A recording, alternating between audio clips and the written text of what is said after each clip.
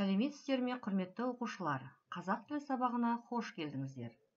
Бүгінгі сабағымыздың тақырыбы спорт, белгілі спорт жұлдыздары бөліміндегі Азияда алауы сабағы.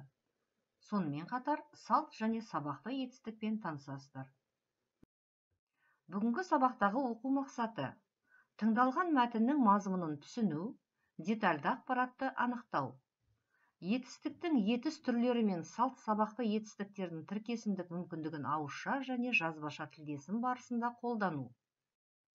Бағалау критерийлері: тыңдалған мәтіннің мазмұнын түсінесіздер, детальді ақпаратты анықтайсыздар, салт сабақты етістіктердің тіркесімдік мүмкіндігін ауызша және жазбаша тілдесім барысында қолданасыздар. Енді сабағымыздың басында салт және сабақты етістік деген нені білдіреді, соған мән берейік. Салт етістік деген өзінің алдынан табыс септігіндегі сөзді қажет етпейтін етістік. Салт етістіктер барыс, жатыс, шығыс, көмектес септігіндегі сөздермен тіркесуі мүмкін, бірақ табыс септігіндегі сөзбен байланыспайды. Мысалы, үйге кел, үйден шық, үйде отыр, үймен хабарлас, үй өртенді. Осы мысалдардағы кел, шық, отыр, хабарлас, өртенді етістіктері салт етістік болып саналады. Себебі бұл етістіктердің алдында тұрған сөздер барыс, жатыс, шығыс, көмектес септігіндегі сөздер. Ал сабақты етістік деген қандай етістік? Өзінің алдынан табыс септігіндегі сөзді қажет етеді. Алдында тұрған сөз кімді, нені деген сұрақтарға жауап береді. Мысалы, хатты оқы, ақшаны сана, есепті шығар, шашыңды тара, төсекті сал. Оқы, сана, шығар, тара, сал деген етістіктер сабақты етістік болып саналады. Себебі оның алдындағы хатты, ақшаны, есепті, шашыңды, төсекті деген сөздер табыс септігінде тұр.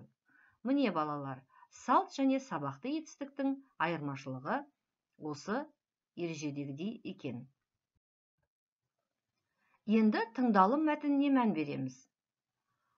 2011 жылы Қазақстанда тұңғыш рет 7-ші қысқы Азияда ойындары өтті.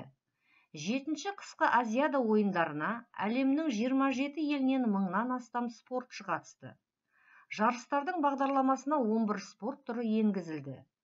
Қазақстан осы қысқы Азиадада алтын медаль саны бойынша рекорд жаңартып, 32 алтын медаль иеленді. Және жалпы командалық есепте айқын басымдылықпен бірінші орынды жеңіп алды.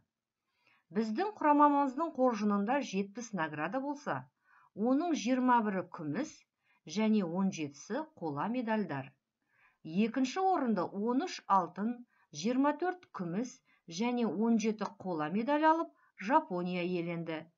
Үшінші орынға 13 алтын, 12 күміс және 13 қола медаль алған Оңтүстік Корея ие болды. Төртінші орынды 11 алтын, 10 күміс және 14 қола медальмен Қытай алды.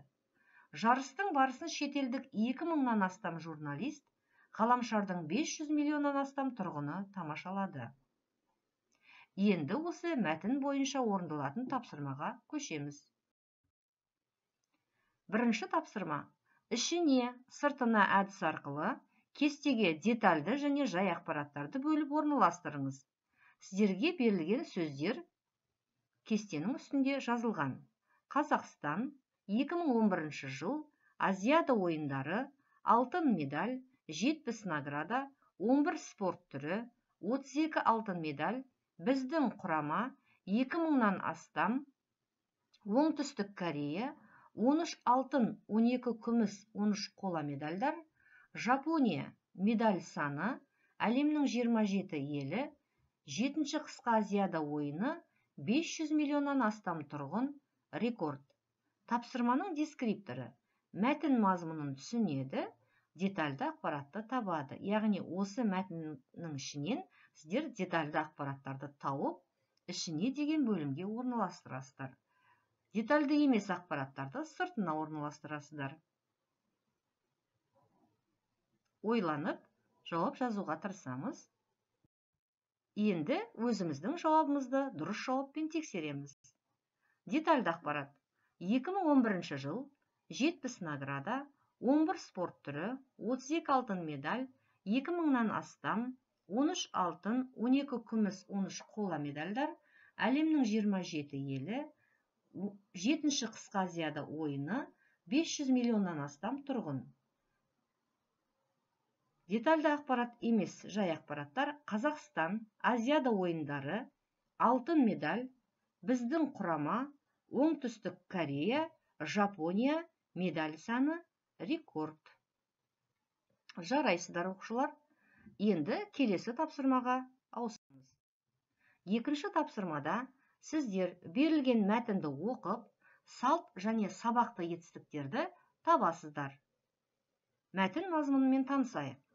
Әрбір адам спортпен айналысу керек. Спорттың адам денсаулығына қаншалықты пайдалы екенін, оның адам өмірін ұзартатынын білеміз. Сол үшін балалардың ерте жастан спортқа деген қызығушылығын ояту үшін мектеп бағдарламасына да енгізген. Біздің отбасымызда да анам мен әкем бізді үнемі спортпен айналысуымызды қалайды. Күнде таңертең ерте тұрып, балапан телеарнасымен бірге түрлі жаттығулар жасаймын. Аптасына 3 рет карате спорттық секциясына барамын. Өзіммен қатар құрдастарымды спортпен айналысуға шақырамын. Денсаулық, зор байлық. Тапсырманың дескрипторы. Салт және сабақты етістіктерді табасыздар, етістіктерді түсіндіресіздер. Салт және сабақты етістіктерді қос жазба күнделігі әдісі арқылы төмендегі кестеге түсіндіріп жазыңыздар. Бірінші бағанға етістіктерді теріп жазасыздар. Екінші бағанға ол етістіктің салт етістік екен, не сабақты етістік екен түсіндіріп жазасыздар. Ал оқушылар іске сәт. Енді өзіміздің жазған жауабымызды дұрыс жауаппен салыстырып тексеріп шығайық. Етістіктер: айналысу, білеміз, енгізілген, қалайды, жасаймын, барамын, шақырамын. Енді осы етістіктерді өзінің алдындағы тіркескен сөзімен теріп жазып, оның қандай етістік екенін түсіндіреміз. Бірінші, спортпен айналысу, салт етістік, себебі спортпен деген сөз көмектес септігінде тұр. Ұзартатынын білеміз, бұл сабақты етістік, себебі ұзартатынын сөзі табыс септігінде тұр. Бағдарламасына енгізілген, бұл салт етістік, себебі бағдарламасына деген сөз бар септігінде тұр. Айналысуымызды қалайды, бұл сабақты етістік, себебі айналысуымызды деген сөз табыс септігінде тұр. Жаттығулар жасаймын, сабақты етістік, жаттығулар деген сөз табыс септігінде жасырын түрде тұр. Секциясына барамын, салт етістік, себебі секциясына сөзі бар септігінде тұр. Айналысуға шақырамын, салт етістік, айналысуға сөзі бар септігінде тұр. Жарайсыздар оқушылар. Бүгінгі сабақтың тапсырмалары осымен аяқталады. Енді оқу тапсырмасына мән береміз. Сіздерге сілтеме берілді. Осы сілтемедегі видеоны тамашалайсыздар.